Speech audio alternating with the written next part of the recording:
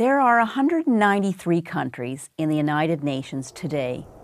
Of these, one has been singled out as an especially egregious offender of the organization's mandate to preserve and enhance human freedom and tolerance. Can you guess which it is?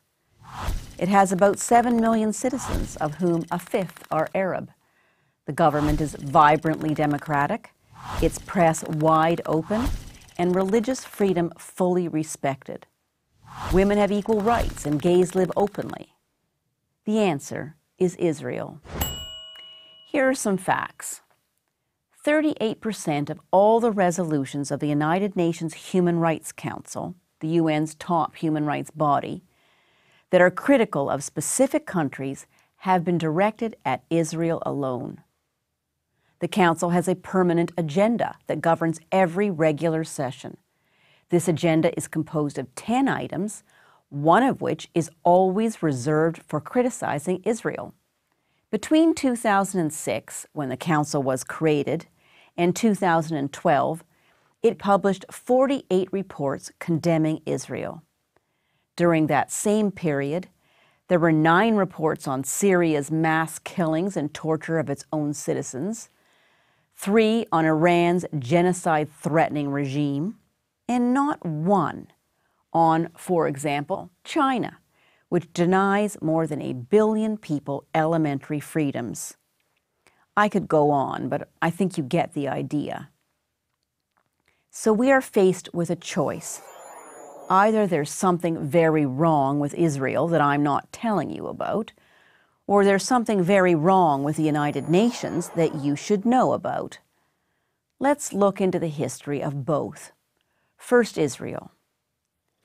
Ever since its establishment, voted for by the United Nations, by the way, in 1948, Israel has had to fight its neighbors solely in order to survive. It has endured innumerable acts of terrorism, the most intense from 2000 to 2005, the so-called Second Intifada, in which children and other innocents were blown up in places like pizza parlors and buses and at weddings. It still suffers from rocket attacks against civilians from the Gaza Strip, which is controlled by a terror group, Hamas, whose stated reason for existence is to destroy Israel. Israel has developed a strong military and a web of security fences and walls to protect itself.